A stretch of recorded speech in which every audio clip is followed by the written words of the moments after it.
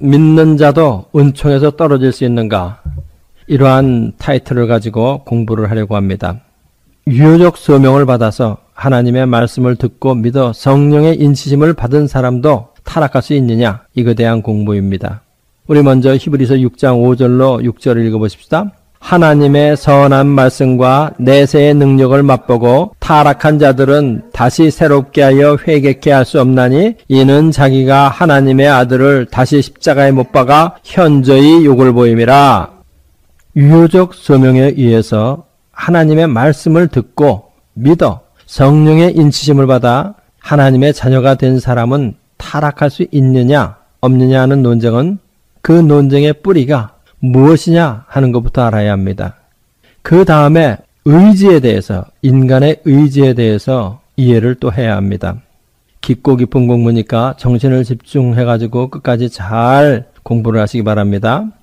정통신학은 타락할 수 없다고 하는 주장의 출발점을 하나님에 대한 믿음에 두고 타락할 수 있다고 주장하는 아르미니우스 주의는 그 논리의 전제를 인간의 자유의지에 둡니다.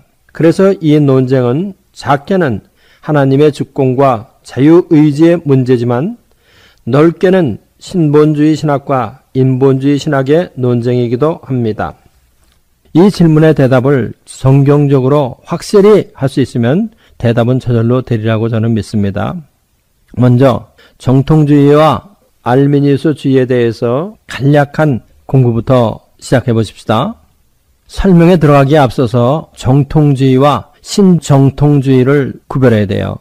신정통주의는 정통주의와 다르죠. 신정통주의는 칼 바르트가 주창한 신학이 신정통주의입니다. 이것은 지금 우리가 공부하는 정통주의와 달라요.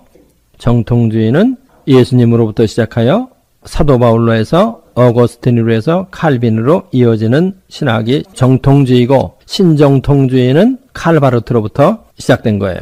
그래서 이거는 다르다는 걸 먼저 알아야 돼요. 칼빈은 성도의 견인교리에서 일단 영생을 받아 하나님의 자녀가 된 사람은 하나님께서 끝까지 견인하여 하나님의 나라에 들어가게 하신다고 이렇게 말했어요. 칼빈은 절대적 선택을 주장한 거예요. 절대적 선택을 주장했다. 그러나 칼빈과 반대 위치에 섰던 아르미니우스는 조건적 선택을 주장했어요. 아르미니우스는 뭐라고 말했냐면은 하나님은 잘 들어요. 애정에 의해 선택을 하시되 애정에 의해 선택을 하시되 누가 믿음을 가질 것인가를 미리 예지하시고 누가 믿음을 가질 것인가를 미리 예지하시고 그 믿음을 가질 자를 선택하셨다. 이렇게 말했어요. 이것을 조건의 정의라고 그러죠. Conditional Predestination. 조건적 선택에 의하면 구원을 얻는 믿음을 인간의 자유의지의 영역에 부속시키는 거예요. 조건적 선택에 의하면 구원은 1차적으로 자신의 자유의지에 선택하에 있게 하는 거예요. 인간에게 둔다는 거예요. 믿음을. 반면에 절대적 선택은 하나님의 예정에 두는 거예요. 칼빈의 절대적 선택은 하나님의 예정에 두어요. 그래서 구원 얻는 믿음은 하나님의 예정에 따른 선물이 돼요. 구원 얻는 믿음, 이것은 하나님의 예정에 의한 선물이 된다. 그렇지만 아르미니우스에 의하면 믿음은 자유의지, 인간의 자유의지에 부속하게 되는 거예요. 절대적 선택에 의하면 유효적 소명을 받은 자는 타락할 수 없고 조건적 선택에 의하면 타락할 수 있는 거예요. 유효적 소명에 의해 구원을 받은 자가 타락할 수 있느냐 타락할 수 없느냐 하는 쟁점은 벌써 예수님 당시부터 있었다고 저는 생각해요. 그 이유를 다음 구절에서 찾아요. 요한복음 10장 28절로 29절 우리 읽어보십시다. 내가 저희에게 영생을 주노니 영원히 멸망치 아니할 터이요 또 저희를 내 손에서 빼앗을 자가 없느니라. 저희를 주신 내 아버지는 만유보다 크심에 아무도 아버지 손에서 빼앗을 수 없느니라. 저희를 주신 내 아버지는 만유보다 크심에 아무도 내 손에서 빼앗을 수 없다. 예수님의 이 말씀에 의하면은 하나님의 말씀을 듣고 믿어 성령의 인치심을 받은 사람은 결코 타락할 수 없다는 얘기죠. 그렇죠? 29절 다시 한번 읽어보십시다. 저희를 주신 내 아버지는 만유보다 크심에 아무도 아버지 손에서 빼앗을 수 없다. 여기서 제가 여러분들에게 주의를 기울이라고 하는 것은 뭐냐면은 예수님의 논리 전개 방법이에요. 예수님께서 아버지 손에서 빼앗을 수 없다, 이렇게 말씀하시는 그 논리 전개의 방법, 요거를 주의 깊게 보시라는 거예요. 예수님은 두말할 필요 없이 유효적 소명을 받은 자는 다시 타락할 수 없는데 그 이유는 누구 때문이라고 얘기하는 거예요? 하나님 때문이다, 이렇게 말하는 거죠. 하나님 때문에, 하나님께서 홀드하고 계시기 때문에 타락할 수 없다, 이렇게 말씀하시는 거예요. 바로 구원이 하나님으로부터 시작하기 때문에 다시 타락할 수 없다, 이렇게 말씀하시는 거죠. 좀 더 디테일하게 말하면 인간 편에서 시작하는 아르미니우스 주장과는 다르다는 것을 말하는 거예요.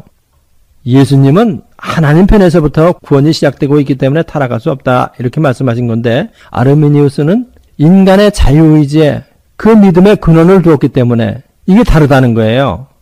그러니까 위에서부터 내려오는 신학을 하는 사람은 다시 타락할 수 없다고 말하는 거고, 아래로부터 올라가는 신학을 하는 사람은 타락할 수 있다고 말하는 거예요. 여기서 우리는 하늘로부터 내려오는 신본주의 신학과 땅으로부터 하늘로 올라가는 인본주의 신학의 입장 차이가 이런 문제를 만들어내고 있음을 알게 됩니다.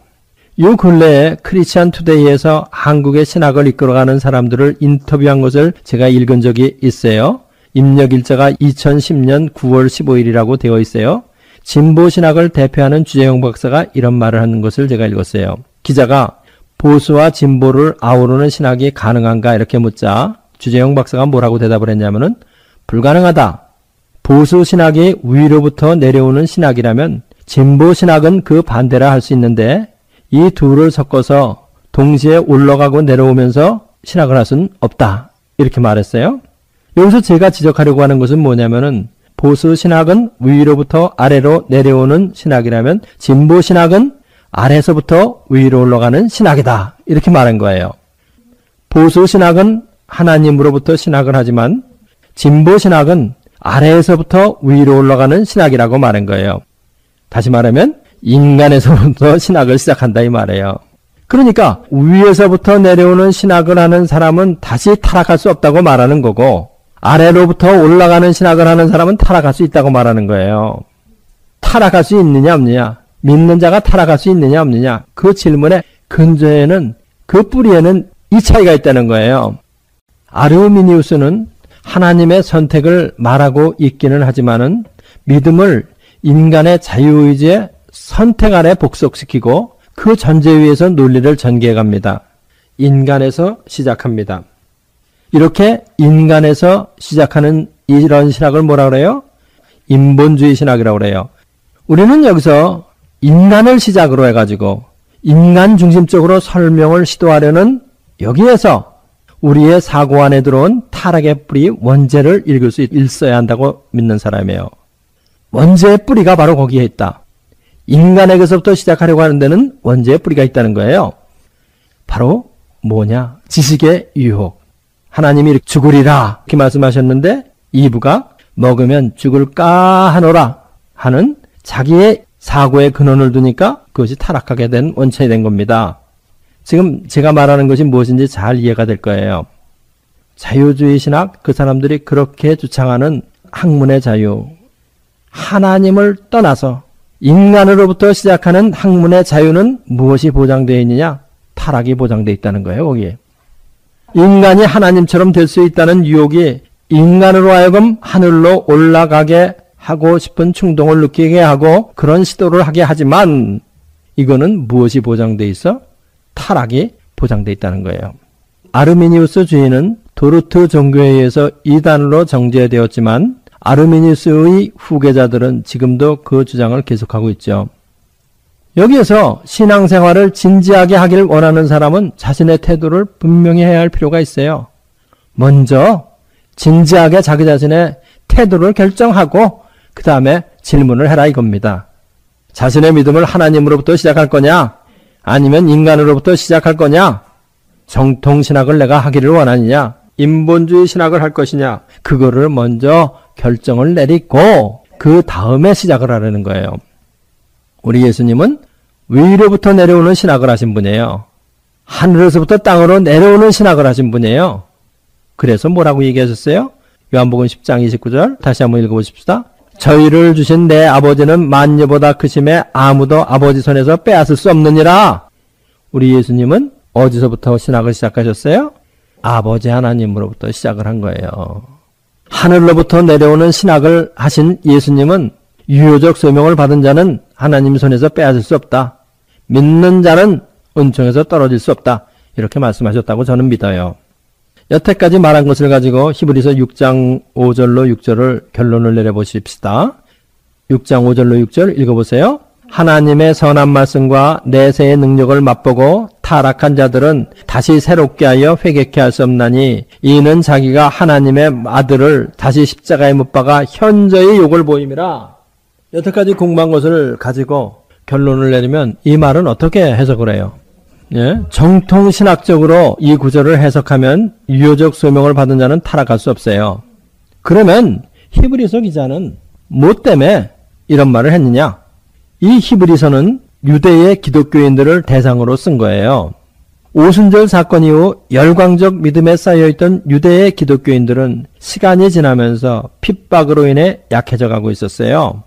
히브리서 기자는 약해져가는 그들의 믿음을 보고 그들에게 경각심을 주기 위해 쓴 것이라고 이렇게 정통신학에서는 해석을 하는 겁니다. 타락에 대한 경각심, 경고 이거를 하기 위해서 이 글을 쓴 거지 타락할 수 있다 이래서 쓴 것이 아니라는 거예요. 우리 성경에 보면 이런 거 많이 찾을 수 있죠. 다음에 우리는 의지에 대해서 알아야 된다. 왜 의지에 대해서 알아야 하느냐? 그거를 갖다 제가 먼저 간단하게 설명을 하고 그 다음에 의지에 대해서 설명을 해가려고 생각해요. 자유의지에 대한 이해에 있어서 칼빈주의와 아르미니우스주의의 차이를 우리 공부를 해보십시다. 정통신학은 인간은 완전히 타락하여 인간의 의지는 하나님에 대하여 완전히 죽어 있기 때문에 하나님에 대하여 인간이 먼저 반응을 할 수 없다 이렇게 말하는 거예요. 그래서 칼빈주의에 있어서의 구원은 모두 하나님의 선제적이며 주권적 활동이 됩니다. 정통주의는 구원 얻는 믿음, saving faith, 다시 말하면 예수님이 자신의 죄를 위해 돌아가셨다고 하는 믿음을 하나님의 선물로 봐요. 정통주의는 구원 얻는 믿음을 하나님의 선물로 본다. 이렇게 구원을 하나님의 선제적이며 주권적 활동에 의해 절대적 선택을 받아 구원 얻는 믿음을 은사로 가졌으니 타락할 수 없다고 정통주의는 말하는 겁니다. 잘 알겠죠? 그러나 아르미니우스주의는 인간의 완전 타락을 믿지 않습니다. 아르미니우스주의는 타락을 말하지만 인간의 의지는 타락에 의해 손상을 받지 않았다 이렇게 얘기를 해요. 그래서 아르미니우스주의는 사람은 누구나 의지를 사용하여 구원의 믿음을 행사할 수 있다고 말해요. 자유의지를 가지고 있기 때문에 그 의지로 예수님을 믿는 믿음을 선택할 수 있다 이렇게 말하는 거예요. 또 이렇게 믿으면 구원을 받는다고 하는 것입니다. 그렇기 때문에 아르미니우스에 있어서 조건적 선택은 이 믿음을 조건으로 하여 하나님은 구원 얻을 자를 선택하셨다 이런 말이에요. 아르미니우스에 의하면 구원 얻는 믿음은 인간의 자유의지의 산물이 됩니다. 자유의지의 활동이에요. 이렇게 구원을 인간의 자유의지에 의한 선택에 두니 인간은 자유의지에 의해서 타락할 수 있다 이렇게 말하는 겁니다. 아르미니우스에게 있어서는 구원 얻는 믿음을 은사로 받지 않아도 인간의 의지에 의한 믿음으로 구원을 얻을 수 있다고 하는 거예요. 여기쯤 오면 양식 있는 사람이면 인간의 완전 타락이 입증되면 모든 것이 입증되는구나 생각하게 될 것입니다. 인간의 완전 타락이 입증되면 모든 사람은 정통주의로 돌아서야 합니다. 여태까지 살펴본 대로 중요한 이슈가 되는 것은 뭐냐면은 인간의 의지에 대한 문제 이거예요. 인간의 의지를 어떻게 해석하느냐? 그래서 저는 앞으로 성령의 인도에 따라서 인간의 완전 타락을 의지의 문제에 포커스를 두고 공부를 하려고 해요. 믿는 자는 타락할 수 있느냐 하는 이 문제를 인간의 의지에 포커스를 두고서 설명을 지도하려고 한다는 거죠. 앞으로 공부가 참으로 진지할 것 같아요. 그래서 사람들은 자유의지를 갖고 있다고 이렇게 말하기를 참 좋아해요. 그러나 과연 인간이 자유의지를 가지고 있느냐? 이것에 대해서 우리는 공부를 해야 할 필요가 있는 것입니다. 많은 철학자들, 많은 신학자들이 이 문제에 대해서 질문을 하고 답하려고 논쟁도 하고 많이 그랬어요. 우리도 한번 해보는 거예요. 근원부터 공부를 해보자는 거예요. 아주 뿌리부터. 사람이 자유의지를 가지고 있는가 없는가에 대해서 3단계에 걸쳐 공부를 해야 한다고 나는 믿어요. 그건 뭐냐? 타락 전에는 어땠느냐? 그 다음에 타락 후에는 어떻게 됐느냐? 자유의지가. 타락 후에는 자유의지가 어떻게 됐느냐? 그 다음에 구원을 받은 후에는 사람의 의지가 어떻게 변했느냐? 이거에 대해서 공부를 해야 된다고 생각해요. 그래서 먼저 타락 전부터 인간의 자유의지에 대해서 공부를 해보자는 겁니다. 인간이 태초로 창조되었을 때 의지의 상태는 어땠느냐? 어떤 상태로 의지가 창조되었느냐? 이거에 대해서 차곡차곡 뿌리부터 공부를 해보십시다. 하나님의 3가지 옵션이라고 타이틀이 나와 있죠? 그 하나님의 3가지 옵션이 무엇이냐? 인간 창조에 있어서 하나님의 3가지 옵션. 하나님께는 3가지 옵션이 있었다는 거야. 인간을 어떻게 창조할 것인가에 대해서 3가지 옵션을 가질 수 있었어요. 하나님은. 우리 그거 공부를 해보자는 거예요. 인간을 창조하는 첫 번째 옵션은 무엇이냐? 아담에게 자유의지는 주시되 죄가 없는 에덴을 만드실 수 있었다는 거예요. 그렇죠? 하나님은 전지전능하신 분이에요. 그러니까 인간을 만드시되 자유의지를 인간에게 듬뿍 주시는 거야. 그리고 죄가 없는 에덴을 만드시면 인간은 타락하지 않아도 돼요. 그렇죠? 그런데 사실은 이것은 어느 때 보장이 되어 있는 상태냐면은 언제예요? 천년왕국 후에 신천신지에서 이게 보장되어 있잖아요. 그렇죠? 예수님의 재림 후에 그 후에 오는 신천신지에서는 인간은 자유의지 틀림없이 가지고 있어요? 없는 거 아니에요? 그렇지만 거기에는 신천신지에서는 뭐가 없어요? 죄가 없죠. 사탄을 영원한 불못 속에 가두어 버리니까. 하나님께서 태초에 창조를 하실 때 그렇게 만드셨을 수 있었다는 거야. 당연히 그거 만드실 수 있으신 분이에요. 그렇게 만드셨으면 죄도 없고 죄의 유혹도 없고 죄와의 싸움도 없고 아주 좋았을 것 같지요.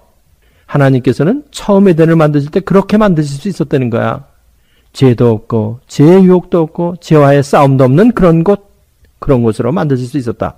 그 다음에 두 번째 옵션이라는 것은 뭐냐면은 자유의지는 가지고 있되 죄를 지을 수 없는 인간으로 하나님은 만드실 수 있었던 거예요. 철학자들은 인간이 자유의지를 가지고 있다고 하는 것은 선악에 대한 자율적 선택권이 있음이라 하여 이런 옵션은 부인해요. 이것에 대한 설명은 여기서 말하려는 것이 아니므로 질문이 있으신 분은 이메일로 보내주시기 바랍니다. 그 다음에 3번째 옵션은 뭐냐면은 사람을 만드시는데 자유의지를 가지고 있고 그 다음에 선악을 알고 선악을 다 알고 있어요. 그래서 선악에 대한 선택권을 주는 거예요. 사람한테. 그러면서도 자기의 선택에 대해서 책임을 지는 이런 책임적 존재로 만드실 수 있었다는 겁니다. 그건 뭐냐? 자유의지를 가지고 선악을 알고 또 선악에 대한 선택권을 인간에게 맡기고 그리고 그 선택에 대해서 인간이 책임을 지도록 하는 이러한 책임적 존재로 만드실 수 있었다는 거예요. 바로 이 상태에서 아담이 창조된 거예요. 그런데 아담은 이 상태에서 바로 타락하여 오늘날의 이 세계가 다가왔다는 겁니다. 3번째 옵션이 하나님이 취하신 거예요. 첫 번째 옵션, 두 번째 옵션을 취하지 않고 하나님은 3번째 옵션을 취하셨다. 자유의지를 가지고 선악을 알고 선악에 대한 선택권도 물론 가지고 그렇지만 자기의 선택에 대해서는 인간이 책임을 지는 이러한 창조에 의해서 인간이 창조됐다 이 말입니다. 바로 이 옵션에 의해서 인간이 창조되었다 이 말이에요. 그렇죠? 아담은 이 상태에서 타락해서 오늘날 이런 세계가 다가온 겁니다. 그러면 하나님께서 왜 이 3번째 옵션을 택하셨는가? 첫 번째, 두 번째 옵션은 다 저리 던져버리시고 3번째 옵션을 택하셨느냐? 하나님께서는 인간에게 영생을 주어서 하나님의 자녀가 되어 영원히 타락할 수 없이 지극한 복락의 삶을 누리도록 계획하셨어요. 그것이 첫 번째 이유로 나오는 거예요. 하나님께서는 사람에게 영생을 주어서 하나님의 자녀가 되어서 영원히 타락할 수 없는 지극한 복락의 삶을 살게 하기 위한 계획을 가지고 계셨다. 그것이 바로 디도서 1장 2절 거기 있는 거 읽어보세요. 이 영생은 거짓이 없으신 하나님이 영원한 때전부터 약속하신 것인데 하나님이 영원한 때전부터 영생을 주어서 하나님의 자녀로 삼기 위한 계획을 가지고 계셨다. 영생을 줄 계획을 가지고 계셨다. 그런데 이 영생은 이 세상에 어떤 것을 주고도 바꿀 수 없는 그런 귀한 거예요. 왜? 예수 그리스도 안에 있는 영원하신 하나님의 생명이니까. 그래서 하나님께서는 이 귀한 것을 주심에 있어서 조건 없이 줄 수는 없다. 그 조건이 뭐냐? 예수님 안에서 믿음을 보고 은혜로 주시기로 이렇게 결정했다. 믿음이 바로 조건이다. 이거예요. 디모데후서 1장 9절 읽어보십시다. 다 같이. 하나님이 우리를 구원하사 거룩하신 부르심으로 부르심은 우리의 행위대로 하심이 아니요 오직 자기 뜻과 영원한 때전부터 그리스도 예수 안에서 우리에게 주신 은혜대로 하심이라. 예수 그리스도 안에서 은혜로 주시기로 했다. 영원한 때전부터 하나님이 그거를 결정하셨다는 겁니다. 그런데 이 믿음은 시험을 통해서 입증되도록 되어 있었어요. 믿습니다, 믿습니다. 그러지만은 그것이 진짜 믿음이냐 아닌지는 어떻게 아느냐. 시험을 통해서 흔들어 보고 난 다음에 그래도 계속 믿으면 진짜 믿음이고 시험에 떨어져서 쓰러지면 가짜 믿음으로 이렇게 판명이 되도록 되어 있었단 말이죠. 그래서 뭐예요? 아담에게 시험이 당한 거예요. 이 믿음은 시험을 통해서 입증되어질 수 있었다. 바로 이것이 가장 기본적인 전제예요. 우리 여기서 이런 것들에 대해서 구체적으로 하나하나 찾아가면서 공부를 해보자는 거예요. 아담이 자유의지가 있는 것이 어떻게 성경 안에 창세기에 나타나 있느냐? 창세기 2장 16절 읽어보십시다. 여호와 하나님이 그 사람에게 명하여 가라사대 동산 각종 나무의 실과는 네가 임의로 먹되. 여기서 자유의지를 지시해주는 말이 뭐예요? 예, 네가 임의로 먹되. 네 맘대로 먹으라는 거야. 자유의지 줬다는 거야. 아담은 창조될 때 완전한 자유의지를 가지고 있었다. 그 다음에 우리가 또 알아야 될 것이 하나 있습니다. 그것은 permissive decree 이래가지고 허용적 작정. 이거에 대해서 알아야 돼요. 허용적 작정. 이 허용적 작정이라는 게 뭐냐? 하나님께서는 아담과 이브에게 자유의지를 주시면서 아담과 이브가 하나님의 뜻에 반하는 행동을 하더라도 하나님께서 개입하셔서 그것을 물리적으로 막지 않기로 작정을 해줬다는 거야. 이것이 바로 뭐예요? 허용적 작정, permissive decree라고 그래요. 아담이 이브가 하나님의 뜻에 반대되는 일을 하더라도 또 그 후예들이 하나님의 뜻에 반대되는 일을 하더라도 하나님께서 거기에 개입하셔가지고 하나님이 물리적으로 그걸 못하게 한다. 하나님은 그렇게 하지 않기로 아주 태초부터 정하셔 놓으셨다는 거예요. 그래서 허용적 작정이다. 작정 이런 말을 쓰는 거예요. 그 이해가 바로 어디 있느냐? 창세기 3장 6절 읽어봐요. 여자가 그 나무를 본즉 먹음직도 하고 보암직도 하고 지혜롭게 할 만큼 탐스럽기도 한 나무인지라 여자가 그 실과를 따먹고 자기와 함께한 남편에게도 주매 그도 먹은지라. 마음 놓고 아담과 이브가 그 실과를 따먹은 거예요. 그래도 하나님은 그냥 놔뒀다는 겁니다. 바로 그게 뭐야? 허용적 작정에 의해서 완전한 자유를 행사할 수 있는 그런 기회를 주었다 이겁니다. 그런데 여기서 한 가지를 더 알아야 될 것이 있어요. 죄의 작정이라는 것이 있어요. 이건 뭐냐? 하나님의 뜻에 반하는 행동을 하였을 때 그 결과가 반드시 죄가 되게 하셨다는 거야. 이게 참 무서운 말이죠.